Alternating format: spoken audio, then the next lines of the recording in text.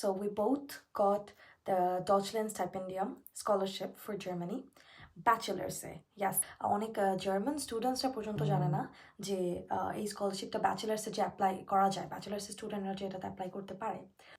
Consular service portal, যেটা আমাদের নতুন অ্যাপ্লিকেশন পোর্টাল জার্মানির, সো সেটাতে অ্যাপ্লাই করার মনে করেন 20 দিনের মধ্যে আমরা আল্লাহর মতে আমাদের ভিসাটা পেয়ে যাই। যখন অ্যাপ্লাই করি তখন এটার ওয়েটিং পিরিয়ড ছিল 19 মাস, যেটা নাকি বেড়ে 40 বছর হয়ে গেছিল। যেটা বেড়ে 27 মাস হয়েছে প্রথমে, দেন 40 বছর। হ্যাঁ, we got the news. Okay, so অনেক দিন ধরে আমরা এই ভিডিওটা বানাতে যাচ্ছিলাম, বাট একদমই সময় করতে পারছিলাম না। So at the very beginning I want to say what is this video about, যারা একদমই নতুন তাদের জন্য। So we both got the Deutschland Stipendium scholarship for Germany. ব্যাচেলার্সে, ইয়াস দ্যাটস দ্য ক্যাচ, ব্যাচেলার্সে, From Bangladesh? Yes from Bangladesh. So এই স্কলারশিপটা অনেকেই জানে না স্কলারশিপটা কীভাবে পেতে হয়, বা এটা যে এক্সিস্টও করে এটা অনেকেই জানে না।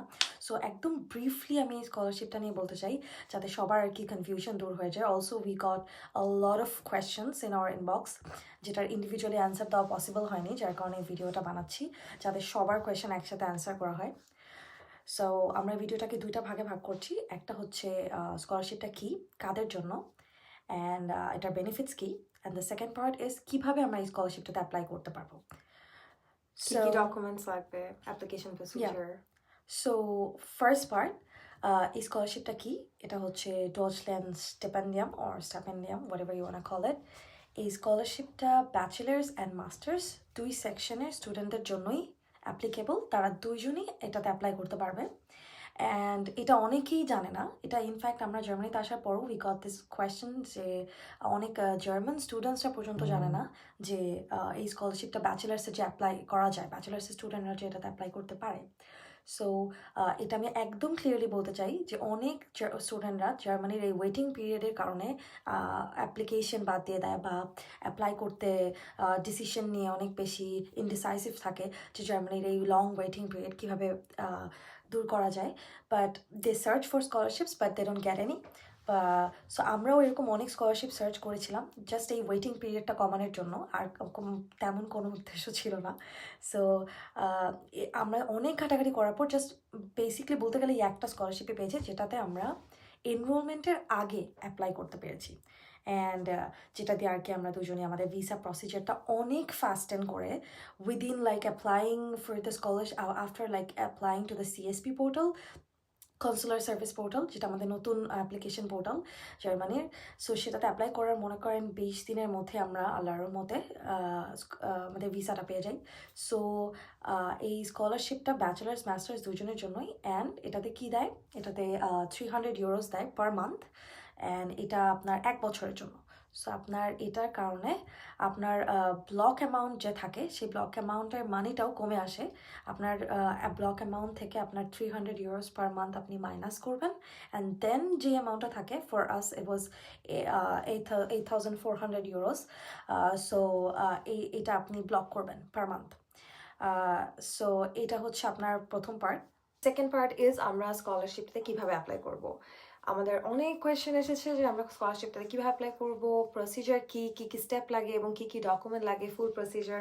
সো আমি সবার জিনিসটাকে সহজ করার জন্য একদম 3টা ক্রুশিয়াল পার্ট বলতে চাচ্ছি, যেটার উপর বেস করে আপনাকে স্কলারশিপটা দেওয়া হবে।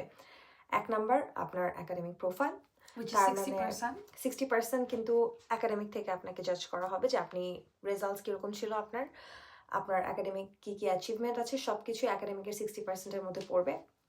সেকেন্ডলি আপনার সোশ্যাল অ্যাক্টিভিটিস, আপনি সামাজিকভাবে সোশিয়ালি পলিটিক্যালি কীভাবে কোথায় ইনভলভ ছিলেন, এই টাইপের সব অ্যাক্টিভিটিস আপনার কাউন্ট করা হবে।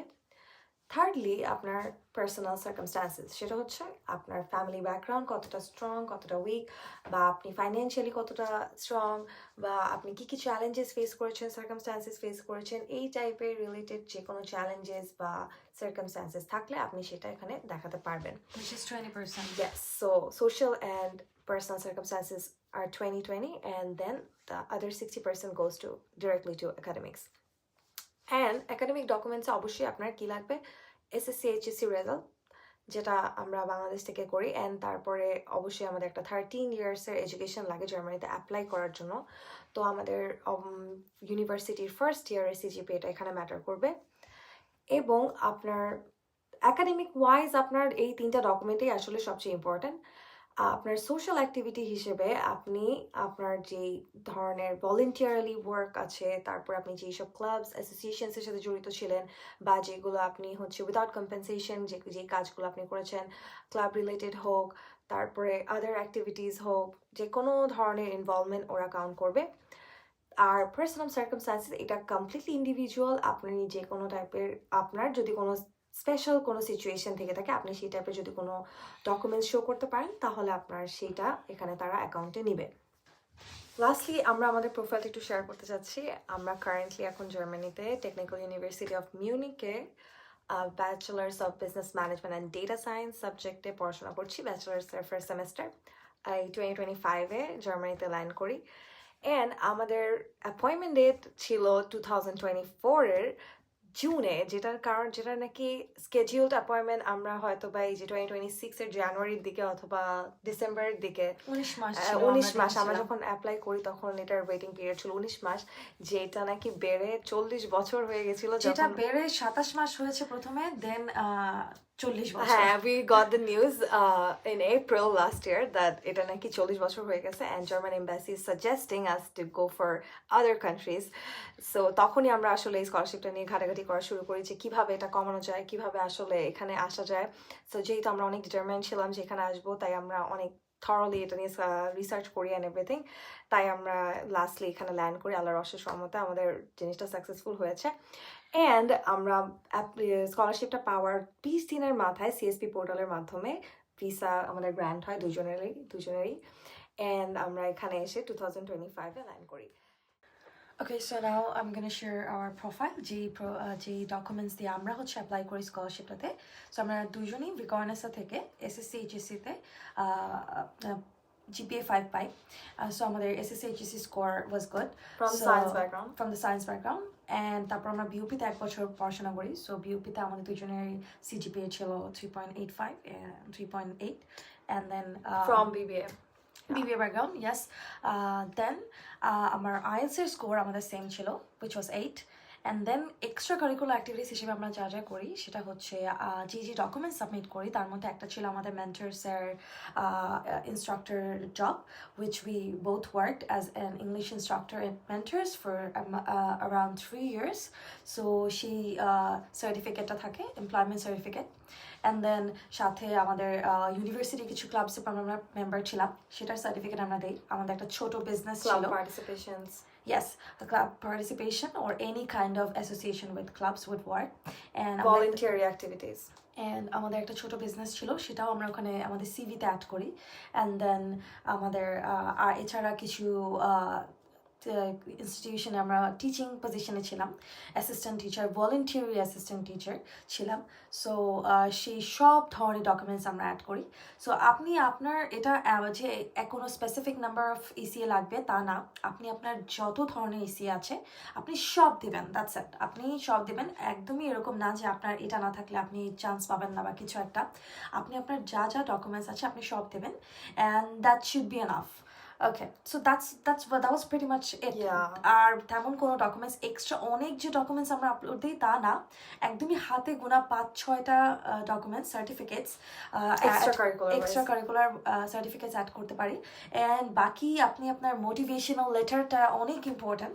মোটিভেশনাল লেটারটা আপনি সুন্দর করে আপনি আপনার মতো করে আপনার জেনুইন আপনার যে কথা সেটা আপনি পুরোটা ব্যাখ্যা করবেন। Please maintain authenticity. Yes, that's very important. And কোনো একটা স্ট্রাকচার ফলো করলে মানে তেমন কোনো স্ট্রাকচার ফলো করতে অ্যাকচুয়ালি হয় না, বিকজ ইনফ্যাক্ট আমরা জাস্ট নিজেদের মতো করে লিখি motivation letter, and we didn't even proof check it with anybody. আমরা কাউকে দিয়ে চেক করাইনি। That's funny because we didn't even read each other's. We did. That's one thing. We didn't even read each other's motivational letters. Till now, I don't know what she wrote.